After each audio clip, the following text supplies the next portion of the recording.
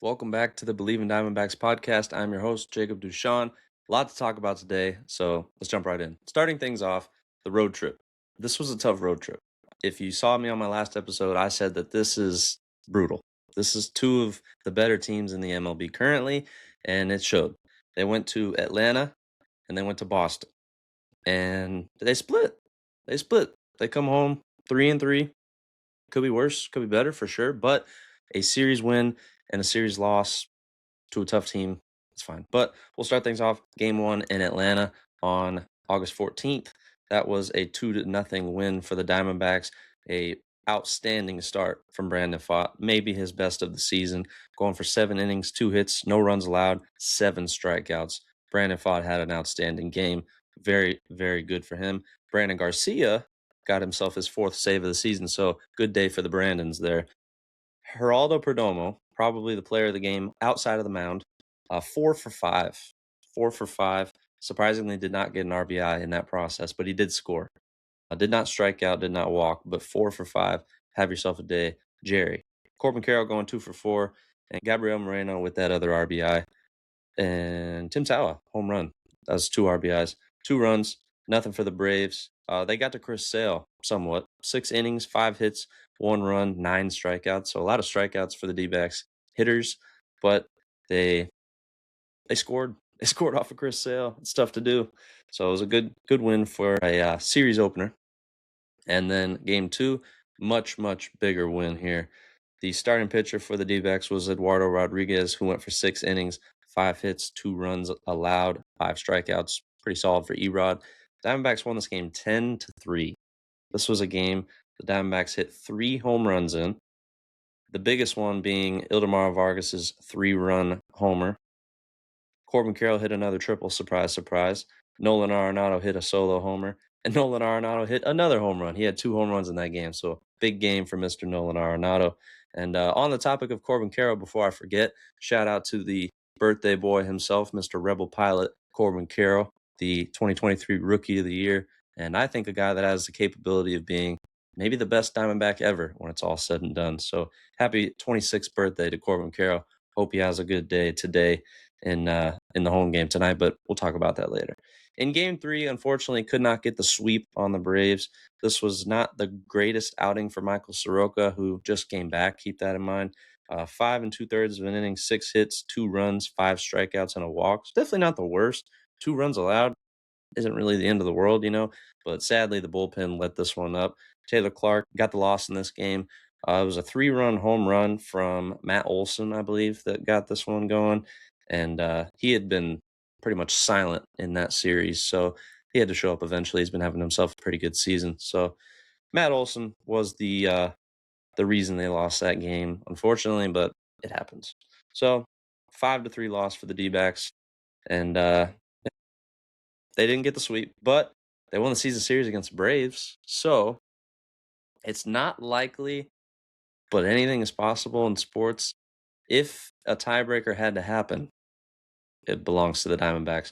And if you would have told me that after losing the first game of the season, I believe it was the first game of the season, to the Braves, 17-2, and still winning the season series, I'd say, cool. I don't believe you, but cool. I don't believe it. But it happened. It surprisingly happened. They win the season series against the Braves. Big time for them. Much needed. Now, then they go to Boston. And I know what you're all probably thinking if you're watching this currently, the Ketel Marte situation. That's when it all started, game 1. Coming off of a series win against the Braves, tough team. I think they are currently 2nd or 3rd in the MLB. Or, yeah, I think in the MLB, but in the NL. Let's take a look here. I want to confirm this. They are currently the 3rd place team in the MLB, and they're not very far back. But winning a season series and a series against the Braves in Atlanta, that's tough to do, especially against that pitching staff who's been pretty solid this year, going up against Grant Holmes, Bryce Elder, and Chris Sale. 3 good pitchers there. So they got the season series and that series win. Then they go to Boston. Boston's a team that had been slumping pretty bad as of late. Before the series against the Diamondbacks, they had lost 6 of their last 8. And keep in mind, this was a team that won 27 out of 30 just a couple weeks earlier. Like they were hot. They were one of the hottest teams in baseball, but catch them at the right time and they're not as good, maybe. That wasn't not the case. Not the case. Game one was, off the field stuff not included. On the field was horrible. It was an 11-1 blowout, a blowout win for the Red Sox, and a little bit of history here for you as well. And then I'll jump back into the Ketel Marte situation. The Boston Red Sox are the first team since the 1949 Boston Red Sox where all 9 starters recorded an RBI and no strikeouts. It's unreal. No Diamondback pitcher threw a strikeout in that game. Every single starter for the Red Sox had an RBI. It's unreal. And goes to show how tough of a series loss this was. And I truly think the players' heads were somewhere else. They're worried about Ketel. Ketel, depending on who you ask, Ketel Marte is probably their best player. I'm a huge Corbin Carroll fan. I got the jersey on right now. But Ketel Marte, when at his best, I think is top 10 player in the MLB. And I'll stand on that hill for a long time. But it's when he's going, when he's actually on the field and playing for the team.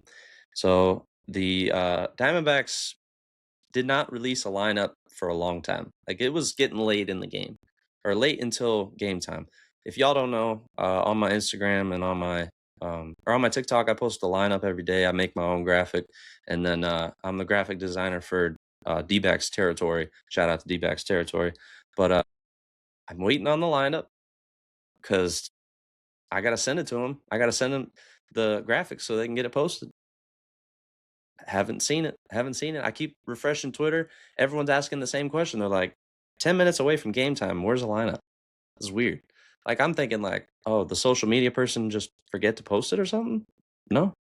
No. They're good at what they do. They're usually early with it. They just didn't post it. Couldn't. They didn't have it. They didn't have it because the team didn't send it. The the manager didn't know who was going to play in the game. Torey Lovello was sitting there like, who's going to play? So Nolan Arenado got hurt in the last game of the Braves series.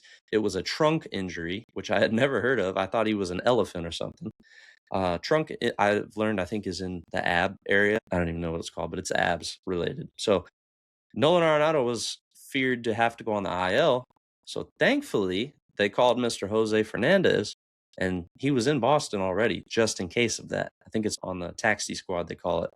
But he was there, ready to go in case Nolan Arenado went on the IL. He went to Boston, got an MRI, and they said, okay, looks good, but he could sit a couple games. And he did. So he sits the first 2 games of the series, but then in game 1, before the game starts, Ketel Marte is nowhere to be found. Ketel Marte is placed on the restricted list, and Jose Fernandez is elevated from AAA. He just didn't show up to the game. It's weird, right? It's kind of creepy, and it's kind of scary. Ketel Marte, the Diamondbacks' best player, just did not show up. And it kind of makes you think about last year. I don't know if you recall, but he had his house like burglarized and didn't show up. That's different. That is much different. We knew that. We knew that his house was getting broken into or whatever, and he went to the Dominican Republic, I think, and missed the games or whatever. I think he missed 3 games at the Cardinals or against the Cardinals. Whatever. That's fine. Like if your house getting broken into, that's fine. It's justified. But he just did not show up. There's no answers. Like people on the team were contacting him, heard nothing. It's kind of weird. If I were to do that, I'd be fired. If I were to just not show up to work and not give him a notice or anything, I'd be fired. I post a video on TikTok, and I want to give you guys an updated number here. That video has 292,000 views, and a lot of the comments were saying, "Oh, it's mental health, mental health." And hey, I'm a huge advocate. I'm a huge advocate. I'm a guy. I believe in it. I've always been told, "Shut up and keep moving on." I know. I know how it is. They're going to try and tell a guy he doesn't know about mental health. Okay, come on. I know about it. But at the same time, it's a pro athlete. Pro athlete. I understand they're humans. They are. But tell the manager. I'm all good with, players having a mental health day. That's fine. They're people. But no word, no contact to Torey Lovello. Torey Lovello had not heard from Ketel at all. It's kind of scary, you know? Is he alive? Like, they don't even know. And I think that was kind of a scary thing. So, you know, I understand. Um, I think it was around this time of year when his mom passed away back in 2017. So maybe it's a hard time of the year for him, but it was scary, man. Like, they just had not heard from Ketel. And a lot of people were speculating and giving their own rumors and everything. And I don't know, but uh, something I saw, and Gambo posted this, pretty relevant person in the Arizona sports media. He said that someone saw him at the bar the night before. So he's in Boston. They just didn't see him at the stadium for any of the 3 games of the series. So no Ketel in the Boston series. It sucked. And game 1 showed that the players were they didn't have their head in the game. They had 4 hits. Red Sox had 16. And as I mentioned, all 9 starters had an RBI. Yeah, it was rough. 11-1, especially with all the off the field stuff going on. It was scary, man. It really was. And it was not fun. Game 2 was not a ton better. The Diamondbacks got outscored 20-5 in the first 2 games. It's tough. Very tough. They lost 9-4 in game 2. Merrill Kelly got pretty roughed up. 4 innings, 7 hits, 6 runs allowed, 2 strikeouts, and 4 walks. Definitely not an ideal outing. And Ranger Suarez was cooking for the Red Sox. He let up 4 runs, which I guess isn't great, but when you're up that many, it doesn't matter. But yeah, tough loss there for the D-backs.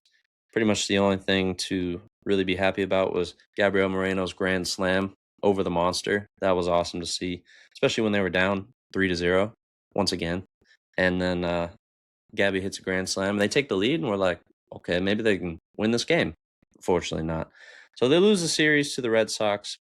And then in game 3, they salvaged the series finale. So they didn't get swept in Boston. They won this one 7-6 in 10 innings. They finally win an extra innings game, which I've said this before and I'll continue to say it. I don't like extra innings, but they finally were able to manufacture the runner from second and get him home. So that was good to see. Brandon Pfaadt, definitely not his best outing. First pitch of his outing actually was a home run, and I'm patient on that, and I'll understand it because he had been dang near perfect ever since getting called back from Reno. He did not allow a home run from June 30th to August 19th. It's pretty solid. But August 19th, unfortunately, he lit up 3 home runs, and not his best outing. 5 2/3, 7 hits, 5 runs, 8 strikeouts, no walks, but 3 homers. Jonathan Loaisiga was the winning pitcher in this game. He came in and pitched in the extras as well, and they got it done. This was a really big win. It was a single from Nolan Arenado to get Gabriel Moreno to score, and then Jose Fernandez with an RBI walk as well. So that was a big time win. 7-6 series finale win. Avoid the sweep. That's fine. Then it takes that really, really tough road trip to 3-3. That's fine. 3-3 on the road trip. 2 very good teams. Like I said, I didn't have a outstanding amount of confidence going into that series. Like, I always believe in the team, of course, but it's 2 of the best teams in baseball. You just lost a series to the Colorado Rockies. Not the best team in baseball. Bottom 5 team in baseball, I think. So goes to show how weird the MLB is. But anyways, but more on the Ketel Marte situation. So they said that they had finally heard from Ketel, I think the second day of the series. He was flying back home to Phoenix to get an MRI. And if you recall earlier, I said that Nolan Arenado got an MRI in Boston. Ketel had to fly back to Phoenix to get one. Weird. So yeah, he got an MRI on his knee, and they said they saw some swelling. So left knee inflammation. Took him off the restricted list, put him on the IL, 10-day IL. Supposedly they want to get him back as soon as possible. Really hope that's the case. A lot of people are saying that he may not play another game for the Diamondbacks, and I don't want that to be true because he's a very, very good player. And, I understand sometimes he's got some stuff off the field, but he's a really good player. I'd really like to see him on the field and stay a Diamondback for life because he's very good. But anyways, on that note, we'll see when Ketel Marte comes back. Hopefully, by the next episode, I can give you the good news of Ketel Marte being activated, but we will see. But starting off tonight, the Diamondbacks will have their purple weekend. That's why I wore the purple hat again. They will be wearing the Serpientes uniforms all weekend against the Reds, so that is going to be awesome. The Serpientes Haboob Globe tomorrow. I think that's why they're doing it. But a really cool giveaway. If I wasn't going to the Cardinals game, I would definitely get my hands on one of those. But next time, or maybe I'll find one on Facebook or something. I don't know. They start off a series against Cincinnati Reds. Cincinnati Reds are opposite in terms of wins and losses for the Dbacks. Dbacks are currently 67-61. The Reds are 61-67. And the Reds coming into this game have been kind of losing a lot lately. They have lost 6 of their last 10. Not bad. Not bad. So they caught him at possibly a right time. They come off apparently they played the Cardinals 5 times in a row. That's interesting. And then a series loss against the White Sox, or no, series win against the White Sox, series loss against the Marlins. That's still really weird. They played the Cardinals 5 times in a row. Probably a makeup game. But anyways, yeah, they have not been very good lately, and that's okay. But it is most likely going to be Nick Lodolo for the Reds tonight. He's got a 3-2 record, 4.52 ERA with 57 strikeouts. And the starting pitcher for the D-backs is going to be Eduardo Rodriguez, 12-4 record, 2.71 ERA, and 106 strikeouts. Like I said, Ketel Marte is on the 10-day IL, so he will not be playing in tonight's game, more than likely. I give it like a 1% chance probably. But everybody else is healthy. So that's good. Cincinnati looks pretty healthy. Spencer Steer, he's on the IL, and that is about it for all their big name players. So they're coming in fairly healthy as well. Like I said, they have been losing a lot lately, so I'm sure it's probably going to be high on their priority to get out of their slump. So it's going to be a tough team, but I think the Diamondbacks are capable of beating the Reds. I think that's fair to say. The next series is going to be tougher. They play the Chicago Cubs. They've got MVP candidate PCA on that team, Pete Crow Armstrong. Very tough team, but I think they're beatable. I do. I think all 3 games. I think it was 3 games. All 3 games against the Cubs they played earlier this year, they were all winnable. So we'll see how it goes. Maybe the home crowd will help out a lot, but those Cubs fans do travel very well. Unfortunately, Cincinnati not as much from what I've seen before, but still a tough team to play. So let's see if they can take care of business. Starting lineups have not come out yet. But just in case you were curious, in game 2 tomorrow, starting pitcher is likely going to be Michael Soroka. And then on Sunday, likely going to be Mitch Bratt. So not the worst pitching staff wise in that one. Let's take a look and see if the probable pitchers for Monday are on here. Don't think they are quite yet. So that's okay. But it'd probably be Brandon Fott or Merrill Kelly or somebody like that. But since the last episode, I forgot all about this. The elevation of, or the activation, I should say, Justin Martinez and Jordan Lawler got activated from the IL. That was awesome to see. Justin Martinez's first game in over 400 days. He's not pitched since last year, so it was much appreciated to see that. Very awesome to see him throwing triple digits in Boston. Pretty solid outing for him. Let me get you the stats on that one. I don't think it was anything super impressive, but still cool to see him get some pitching time. I think it was in game 2 of the series. Yes. He went 1 inning, no hits, no runs, and no strikeouts, but a walk. So not bad for his first outing. First outing since last year. So it was nice to see him get himself back into the playing field. Very talented player. Very, very talented player for sure. Awesome to see when your possible closer is back healthy. And I don't think I ever mentioned on one of the last episodes that they DFA'd Paul Sewald. So hopefully he can get back to closing soon, Justin Martinez, because it's fun. It's fun to watch him pitch. Very talented player, but we'll see how it goes for him. So they got a big homestand coming up. They do.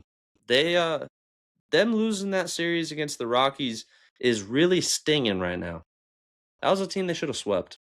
That was a team they really should have swept, if not at least won the series. Because currently, they are one game out of the playoffs. Season ended today. I wouldn't be talking about playoffs.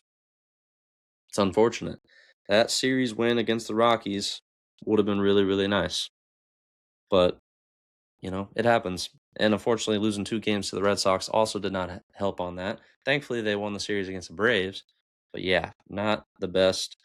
Currently, we'll go through the full NL here. The Brewers are at the top, 79 and 49. Dodgers are in second, 77 and 51.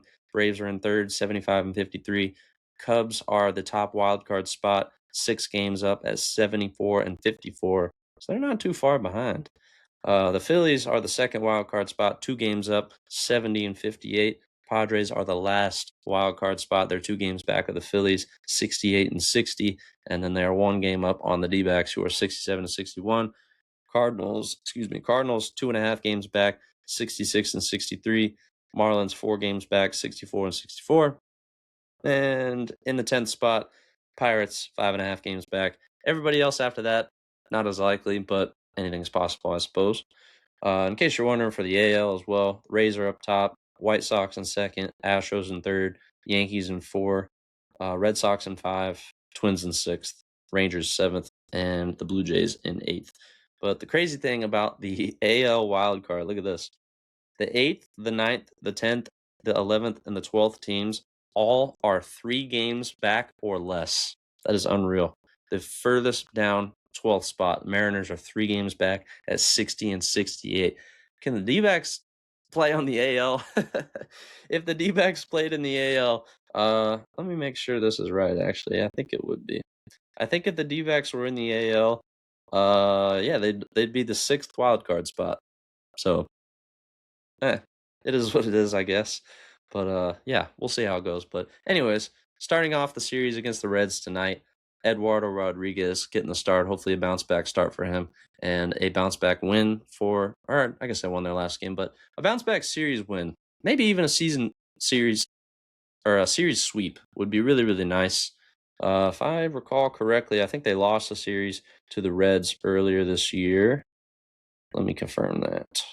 In Cincinnati, I think.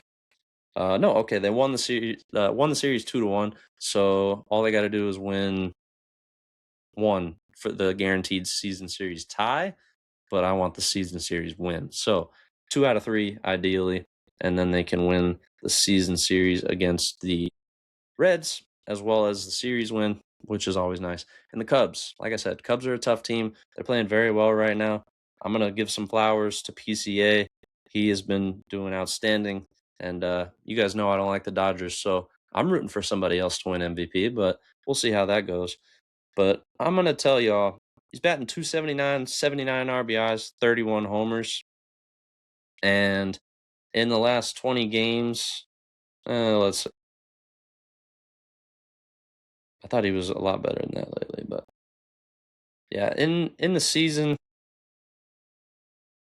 31 homers, 31 stolen bases. Yeah, that's 30-30. That's tough. He could do 40-40. I really think he could do 40-40. So, very talented player. They've got a good outfielder out there in Chicago, so he's going to be coming and swinging and trying to get himself an MVP. But I think the Diamondbacks are capable of beating the Cubs. Just got to play their best game. Will Ketel Marte be a part of that series? I don't know, probably not, but fingers crossed, maybe we'll all be proven wrong, and he will play for the Diamondbacks again, but we'll find out. But if I hear anything between now and the next episode, you guys will hear about it.